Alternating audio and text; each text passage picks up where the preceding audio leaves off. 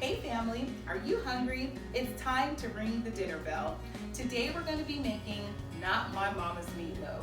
So when I was growing up, I hated my mother's meatloaf. My mom is a great cook. She did what she could at the time, but she loves huge chunks of onions and huge chunks of bell peppers. And you know, as a kid, nobody likes onions and nobody likes bell peppers. Of course, as I've gotten older and my palate has matured, I love onions and I love bell peppers, but I like to have them minced. So anytime a recipe calls for onions and bell peppers, I actually like to mince them really, really fine. But today we're going to do a variation of meatloaf. I'm actually going to do a healthier version of my traditional meatloaf. I'm still going to make all the wonderful fixins. We're going to have some delicious gravy, but because I am trying to watch my weight and take off a few extra pounds after quarantine, we're actually using all turkey meat today. So we're using ground turkey. We're using 2 pounds of ground turkey. And then we're gonna make some mashed cauliflower because we're gonna cut down on those carbs. We're still gonna make a delicious gravy because I just believe even when you're trying to make comfort food as a healthier choice, you can still make it delicious. And then we're gonna have some steamed green beans. So right now, when I didn't really like meatloaf. Until I got married, I didn't eat it as an adult. My husband liked meatloaf, and I was like, I have to come up with a recipe that I can stand to eat, let alone that he would love. And I actually happened upon this this packet of seasonings. It is McCormick's meatloaf seasoning, and it is what I typically use. Now, when I don't use this pre-packaged seasoning, I like to use a combination of onion powder, garlic powder, paprika, oregano, a little bit of thyme, little teeny bit of rosemary, and some ground savory. Now, because savory is so hard to find, it's really the key ingredient, and if you can find it fresh, oh my goodness, your meatloaf will be fantastic. But in the event that you can't do that, and you know, for so long I was a working mom and I didn't have time to hunt down all the spices and seasonings like I wanted to. Plus, I really wanted to make something that was quick and easy. So meatloaf was always our go-to once I found this combination. Now, there are instructions for how to use this packet on it gives you directions, but we don't really follow it. I just like the combination of seasonings that they use. We are going to use this as a seasoning packet today. Again, we're using 2 pounds of ground turkey. We're going to take 2 eggs and we're going to beat them. And we've also got a 1/4 cup of milk. Now, typically I like to use really good Italian crumbs, Italian breadcrumbs. I'm just going to whisk the eggs and the milk together really quickly. Sometimes I like to use Mrs. Cubison's breadcrumbs because they're already toasted, they're already seasoned, and then it just adds an extra layer of flavoring to your meatloaf. It just changes it every time, just depending on what you do. Typically you can just add crackers, you can add a couple pieces of toasted bread, but I like to add things that have a little bit more flavor in it just to enhance the flavor. Now today, since we are worried about our calories and carbs, we're actually using about 1.5 cups of already prepared quinoa and brown rice mixed with some flaxseed. That's going to kind of help work as our filler. And you can use plain rice. Some people have used plain rice, but typically for my concoction, I like to use the breadcrumbs. So we're going to just mix our seasoning packet in with our ground turkey. Now make sure you have washed your hands thoroughly when you get ready for meatloaf, because while you will use your spoon for a little bit of this mixing, it's really going to take you getting your hands dirty. You're going to have to get your fingers all in this meatloaf. But usually I like to make sure that the seasonings are well blended into all of the meat so that you make sure that everything is evenly distributed so that so every bite of meatloaf is going to be delicious. Now we're preheating our oven to 375, and when we're ready, we're going to cook the meatloaf for about an hour. Now I typically like to make meatloaf in the winter. I don't like to make it in the summer because you know it's horrible to have the heater on and have your AC running. And because today was a little bit of a warm day, we do have the AC on just to kind of accommodate having the oven on for about an hour. So once the seasoning is nice and evenly mixed through all the meat, I'm gonna go ahead and add my filler, which today we're using the quinoa and brown rice. And this just kind of helps work as a binding agent for your meat. That's how you get your delicious meatloaf. Now, on occasion, I just keep scooping stuff out of this bowl. On occasion, when I make meatloaf, typically, I like to use a different combination of meat. So I might get a pound of ground beef and a pound of ground turkey, just because I don't always, you know, like to just always use ground beef. And then sometimes I like to use a pound of ground chicken. You can use a pound of ground veal. You can use a pound of ground pork, and just kind of mix and match and play with the different meat combinations. And you'll find that it gives your meatloaf a really, really good flavor when you use the different types of meat and poultry. So we're just gonna mix the quinoa in, get it well blended with the meat. Remember, it's gonna act as a filler. It kind of expands, it makes your meatloaf last longer. You know, the poorer you were, the more filler you would use. I remember my grandmother would make meatloaf with oatmeal. And so you would get a lot of oatmeal in there, because my goodness, we had 7 kids in the house. So sometimes, you know, you just had to use that filler. But we're using the quinoa. That'll give us some added protein, fewer carbs, because again, a lot of our carbs are going to come from that gravy that we make, because we're going to use flour to make that. So after well blending the seasonings in with the meat, and after adding our filler, we're going to go ahead and add the 2 eggs that were well beaten with our milk. We use 2 eggs and a 1/4 cup of milk. Now, traditionally, like when my mom made her meatloaf, and I know some people make meatloaf this way, I know like my mother-in-law likes to add ketchup to hers. I think even the recipe packet for the seasoning that we're using, it calls for adding ketchup. I don't like meatloaf that has any kind of tomato base to it, so I don't add ketchup. You'll find that when you actually taste this recipe, when you choose to make it, it's more along the lines of kind of like a Salisbury steak, or kind of like it's along the lines of how I make my cube steak. It's just very savory. It's very the spices are just they're just perfect, and it's just more there's no tomato base to it. Again, this is not your mama's meatloaf, or not my mama's meatloaf. And Mom, I know if you're watching, you know I love you, but I can't stand your meatloaf. It's one of those things, like even like my children, there's some things that I make or I used to make for them that they don't really like, or they kind of tweak and make it their own. Well, this meatloaf has been the thing that I have made my own.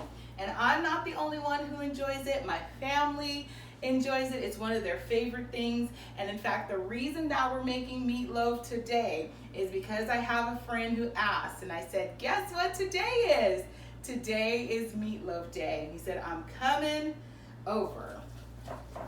So this little blend, and I did let him know that today's recipe is going to be a little different. It's going to be a healthier choice, but we're still going to enjoy that comfort food feeling that meatloaf gives us. Don't you just get warm fuzzies when you have meatloaf? Like, that's one of those comfort foods with mashed potatoes and the country gravy that we're gonna make. Oh my goodness, it's gonna be so good. And here's the other thing that happens too. So I'm a little nervous to see how this is going to taste because this is the first time that I've ever substituted with quinoa. And of course, you know, quinoa has its own unique flavor. And we'll see how it does with this meatloaf. I don't think it's going to be bad. I think it's going to be really, really good. But the benefit is, even if the meatloaf isn't all that great, the gravy that we make can be spectacular. All right. So we're mixing this really, really well. Now I haven't really had to dig my fingers in, so that's pretty good. This combination with the milk and the eggs and all that seems to have come together really nicely. And now it's time to just go ahead and turn it over into our pan. Now a lot of my cookware is still in California. Here it is almost 3 years later that I've been living here in Atlanta, and I still don't have all of my dishes and cookware. And now that I'm starting to do more cooking demonstrations, I might have to upgrade and get my baking utensils and cooking utensils back up to par. But today we're just going to use, because I don't want to have a lot of dishes afterwards, we're going to use a disposable pan. It's a 13x9 aluminum pan to bake our meatloaf. And so once you've got it all really consistent, and I'll give you a closer look, see how everything's really uniform, really consistent. You want to make sure that every bit of your meatloaf is seasoned so that when people take a nice bite, they get some good flavor. So we're just going to dump everything in, and because the mix kind of flows really easily, everything is really mixed very well. And now we're simply going to shape our meatloaf. And I think the reason I probably didn't have to use my hands as much is because I'm using the quinoa and the brown rice as a filler. Ordinarily with breadcrumbs, you kind of have to get in there and mix it up. But today, because we're doing the quinoa, I didn't have to do that as much. And so I like to just make a nice, pretty little loaf and smooth it all out with your spoon. Now, sometimes I make it a little more square. This one's kind of ovally, and I'll show you what it looks like. So it's got a nice form to it. And then we're just gonna pop it in our oven at 375. Then we'll come back in about 45 minutes. Because remember, I told you I hate having food that doesn't come out all heated at the same time. So for the last 15 to 20 minutes of your meatloaf cooking, that's when you want to prep your mashed potatoes. We have a great recipe for garlic mashed potatoes in the Dinner Bell. If you get that cookbook, you can download it as an e-copy, or you can order it from Amazon.com. You can also order it from discoverkcu.org/shop.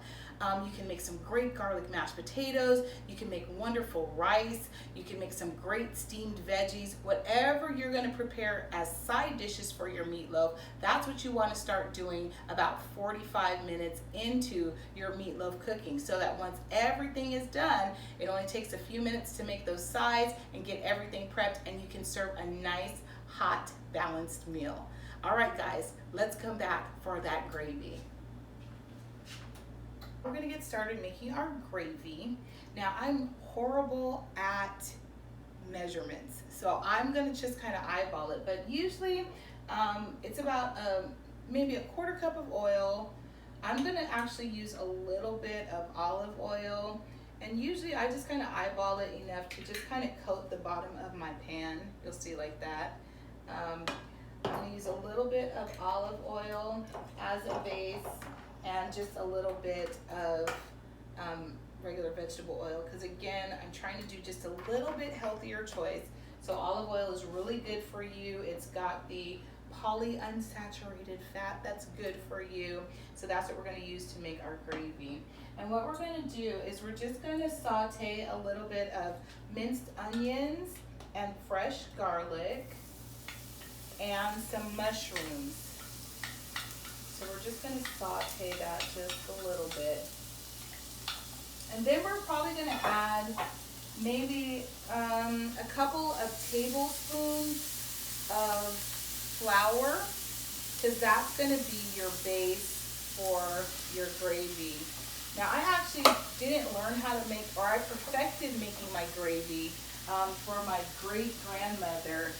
She used to live in kind of an assisted living facility, and she was in a wheelchair, and I would go over and I would kind of cook for her, and she used to love liver and onions.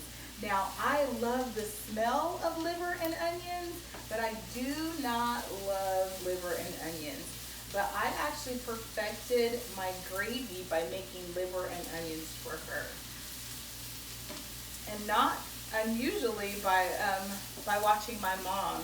You know, my mom doesn't like a lot of people in her kitchen, and I kind of adopted that. You know, some people like to cook with a bunch of women in the kitchen.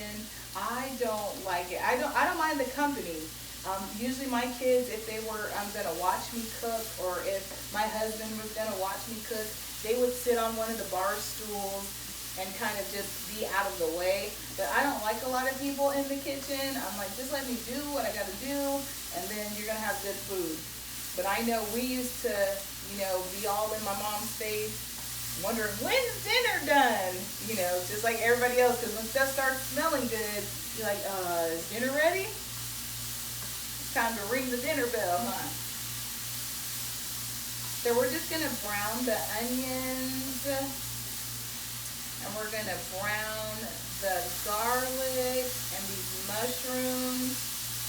Now you can just imagine the delicious flavor that's going to be in these mushrooms as a result of being sauteed with minced onion and garlic. It is going to be so, so good. Now I'm just going to add just a tad bit more oil because a lot of this oil kind of got absorbed in the mushrooms. But we need just a little, maybe tablespoon extra of oil. I'll let you see what I'm working with. See that? It's just a little dab of oil right there. So we're just gonna add, I'm gonna keep this off of the heat for just a moment because my little electric stove goes crazy. But we're just gonna add a couple tablespoons of flour. Maybe a tablespoon and a half. We're going to go ahead and let that get brown too. Now, if it turns out that you need just a little bit more oil to kind of, I don't want to say fry, but like make sure that the flour gets browned. And you'll notice that the flour then starts to coat the mushrooms and the onions, and that's kind of what you want. That's how you're going to build the base for your gravy. And see, I like to use a lot of flour. The reason I use like a good tablespoon, 2 tablespoons of flour is because that's going to make our gravy nice and thick. It's going to be very, very good and savory. Now, because this you know, I'm going to turn it down, but it's not going to be down as much as I need it to be. So now we're going to just kind of season our mushrooms as well. Actually, you know what I think I'm going to do? I'm going to add a little dab more of oil and a little dab more of flour, because I think I'm going to make a little bit more gravy than anticipated. So I did lower the heat just a little bit, and I'm going to add one more little tablespoon of flour, get it in there nice and brown. Now, because we didn't dredge any meat in the flour, there's no seasoning to it. So we've got to add our seasoning. And I'm going to add just a little bit of garlic salt. And this kind of goes to taste too. It's just a little sprinkle. It probably translates into like a 1/4 teaspoon of garlic salt, a 1/4 teaspoon of garlic powder, a 1/4 teaspoon of onion powder. I've got a little bit of Old Bay seasoning. You can just dash that in there. Again, all of that's going to be really to your desired taste.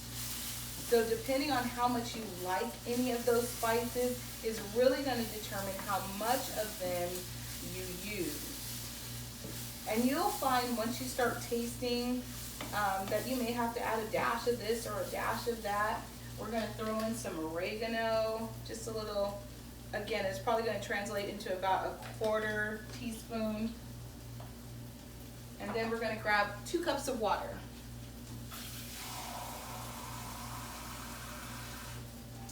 Now we're going to slowly add the water. We're just going to do a little bit first. Slowly add the water and then kind of mix it in to your mushrooms. And you'll see it's starting to get a nice little thick coating. And so you just keep adding your water until everything is well blended and thinned out a little. This is going to be really good. It smells so good. It smells so, so good. But again, the key to making good gravy is timing. So I used to think that I just dumped the flour in, burned it a little, or just kind of let it cook a little, and then that was it. But I didn't realize that you had to slowly add the water, add it gradually, that you'd had to just kind of allow that flour to brown. It may look like it's burnt. Well, don't burn it. But it's really not burnt. It's just that you want all that flour to be cooked a little. And that's how you get the base of your gravy. Now you add water until all of the mushrooms are kind of moving freely in your liquid. That's how, and then make sure you don't have any lumps and things like that. Now this particular gravy is not going to be a smooth gravy. It's going to be kind of like a good thick country gravy. So while there's no lumps in it, it's not going to be kind of smooth like the traditional gravy that you may be used to. It's going to have some character to it. So we're going to finish, we're adding the rest of our water. And now your gravy should be kind of watery, which is another thing I didn't understand. Because the thing is, you want it to get a little thin and you want it to be watery, but what we're going to do is we're going to let it simmer a bit. And actually what I'm probably going to do is I'm going to add maybe another 1/2 cup of water.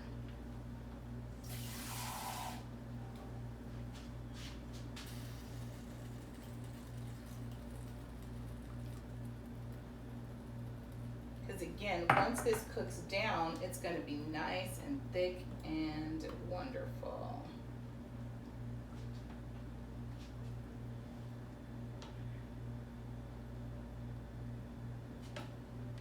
Now I'm going to take my little tasting spoon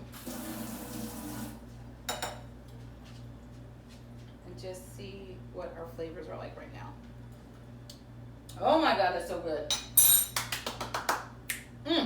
That is so good.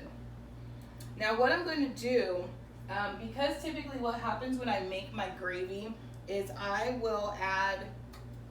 usually like to make this gravy for my cube steak. And so I will make this base and then I will add the cube steak in and let it simmer and let it finish cooking.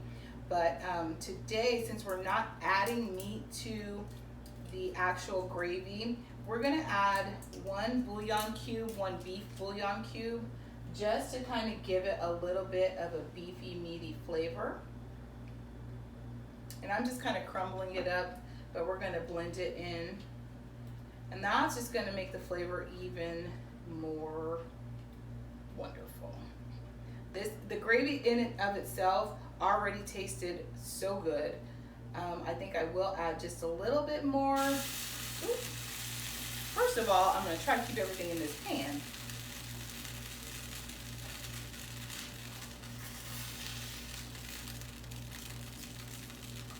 But I'm going to add probably a little bit more Old Bay seasoning, just a tad, because I just like it. And then we're probably going to add just a little bit more oregano.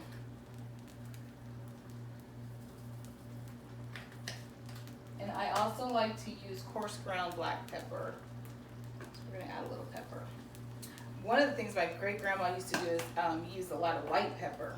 And I like using white pepper when I make my country gravy, like that's white based or sausage based.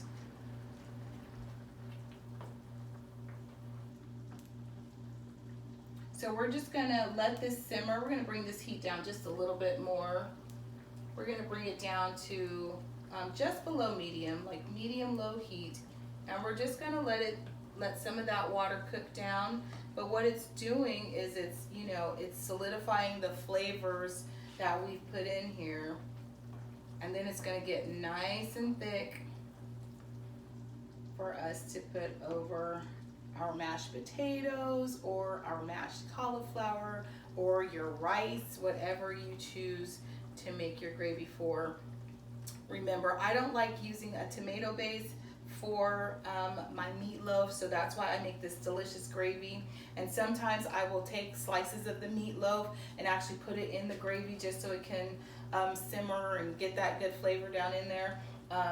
But usually what happens is when I serve the meatloaf, I'll slice it real nice and then put a little spoon of gravy over it and put a spoon of gravy over the mashed potatoes. I am one of those people who loves gravy. It's one of these sauces that I actually indulge in. Typically, I don't like a lot of mayo or salad dressing and all those things. I don't tend to use a lot of those things, but I do use a lot of gravy. I think gravy and salsa are my favorite things. So we're gonna let that simmer, and then we'll be back to plate our dinner. Recorded what we did for our cauliflower, did not record. So we've got our cauliflower all ready to go. We've just blended it with, I don't have an excellent food processor. I just have this little kind of blender. And so we blended the cauliflower so it'll be like the consistency of mashed potatoes, but not quite. We've got our steamed green beans. Our gravy is all ready. Our meatloaf has had a chance to rest. So now it's time to plate. And we're just gonna take a couple of slices of meatloaf. Now really, I'm ready to eat now. So I'm gonna make this plate just for me. And I'm not going to put too many slices of meatloaf on. I'm just gonna do one. Although it will look really pretty if I put two on the plate. And I'm just gonna take a little scoop of my cauliflower. Now this is so good with our garlic mashed potatoes from the Dinner Bell cookbook. And then we're just gonna take some steamed green beans. We've got them with just a little pat of butter. I like crushed red pepper. So we've got some red pepper flakes on here. I'm just gonna plate it really pretty. Now I don't advise that you manipulate everybody's food, but you know, presentation is everything. Now you'll notice with your meatloaf, because if you go ahead and use all turkey, it's gonna be a little bit lighter than you're used to with having ground beef. So if you see that it's still light brown, don't think it's undercooked. It's perfectly fine. It's just that turkey, of course, is a lighter meat than beef. And then I'm just gonna spoon a good old healthy heaping of gravy. I'm gonna try to get some of these mushrooms in here.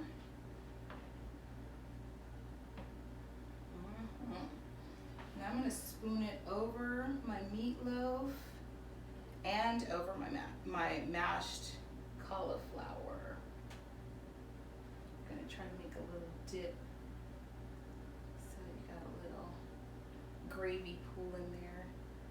Let's get a couple extra mushrooms. I love mushrooms. Mushrooms are my favorite thing. In fact, I probably should have used a whole other package of mushrooms for this particular meal.